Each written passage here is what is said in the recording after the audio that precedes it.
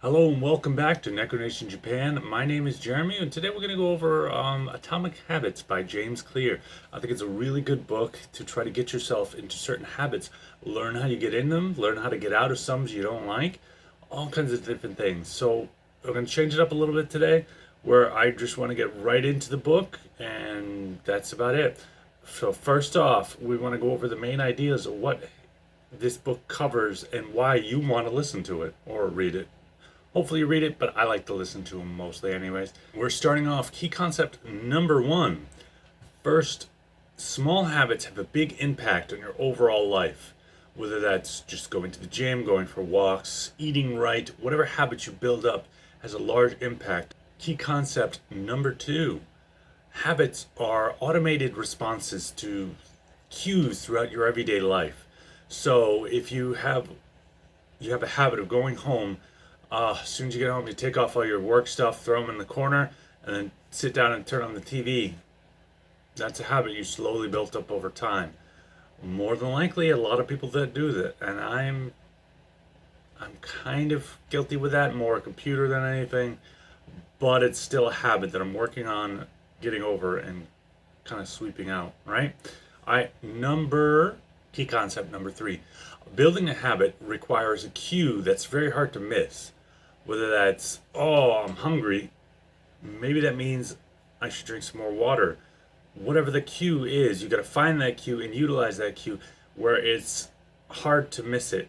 So as soon as you go through a door or do something, you want to have a habit set in place that allows you to see immediately, yes, I need to do this. Number four, key concept. Humans are basically always motivated by reward, right? So this particular reward has to be linked to the habit you're trying to want to grow and perfect, make yourself improved or improve or get rid of things. You want to build in this habit of reward. Say, okay, if I do this, I get this. Very simple concept, but very good in order to get yourself motivated to do what you need to do. All right, next one. Number five, make this habit as easy as possible to adopt. So you want to you set up the environment completely to support this new habit you want to create. So if you sit down on the TV, watch TV, okay, what habits do you want to build for that and make them easy to do? Now, conversely, you could do it the opposite, where you make the habits you want to avoid a little more difficult every time. So maybe you hide the remote and then you have to get up and switch the channel or that kind of thing. And making it a little more difficult every time, you're less likely to do that habit if it's a little more difficult, and you're more likely to do a habit that you want to do and support if you make it that much easier. So make it the easy thing instead of the hard thing to do. Ooh, this number six is a good one. You want to make whatever habit you're trying to grow and create easy and satisfying habit to do. So you feel satisfied after, oh, I had a good run or I did a good job at some report or something. You want to make it satisfying and really good to do. All right. Number seven, and one of the key concepts is you want to create a framework and a track so you can keep on track and do that. You want to be able to track your habits and have certain contracts. So I know it seems a little silly, but have a contract. You're going to sign date and say by this time you're going to have this done, and whatever that's like. I did one myself, a little contract before I even read this book. Say, okay, by the end of the year I want to have 100 books read or listened to, and I announced that to everybody here on YouTube and myself, and I kept to that verbal contract. I did not write it down and sign it kind of thing. I did write it down, but suffice to say.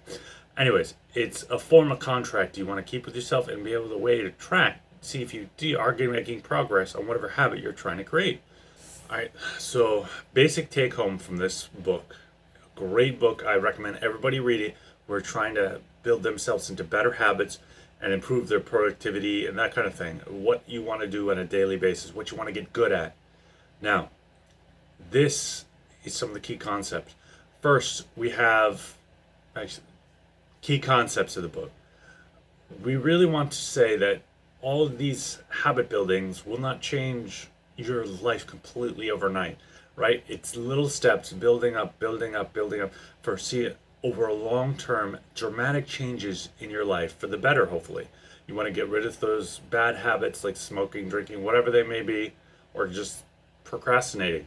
And you want to build on your good habits and make them into greater and greater good and improving yourself that much more every day. Habit trackers, like I said, where the contracts you write and have somebody else enforce it, or you can have a habit tracking buddy, so you constantly talk back and forth, and you want to say, okay, today I did this. Did you do this today? And yes or no, and hold yourself accountable, right? This book really stresses and emphasizes that it's not about these big breaks that suddenly change your life completely. It's about all these little habits that stack up and change your life gradually over time, but get your life so much greater, so much farther in just these little building blocks versus just one habit, boom, changes completely, right? It's all about positive, small changes that happen on a day by day basis that build up and change your life remarkably in very drastic ways over kind of a long term basis. Now, I know everybody, it's difficult to see that results right away, and over time, it's tough, but I think everybody out there can do it and give it a shot. If you wholeheartedly do it, I believe you can. Some really good actionable advice getting from this book is the habit stacking effect. So if you already have in the morning, you say you have your cup of coffee, then you would, that's a habit. Every morning you do that, right? You then stack a habit you want to do right on top of that habit. So, okay, I have my cup of coffee, then I go to the next step. Whether you want to build in a 5-minute meditation technique, which I think really helps. Then right after that, you say, okay, drink my coffee. You drink your coffee, then you go right in 5 minutes of meditation. And then you keep on stacking habits that you want to. So after you get that 5-minute meditation right after your coffee stacked down, and that's on your habit stack, you start putting another one on, another one on, another one. Oh, right after that, I do this, I do that, or do that. So maybe it's after you brush your teeth, maybe it's after you stretch in the morning. Whatever your habits are that you've already routinely built in, you just want to put another one right on top of that. It's an interesting technique that doesn't really take too much time out of the day and not really much energy to think about. It's just, oh, I do this every morning, that's already my habit, just put another one right on top of it. A great way to look at it, and I'm definitely utilizing that for myself. Right after I do dishes or do anything around the house, I say, okay, have I done my meditation today? Yes, no, okay, then I do it, whatever the case may be. With that, I'm working on my goals. It's going really well. Destroying a lot of books. I want to present as many as I can here on the platform. Go over that and just have a great day. All right, with that, thank you very much for listening and watching. Hopefully got through the whole thing to the end. Like and subscribe and all that jazz. But if you don't, whatever. Thank you very much. Sayonara.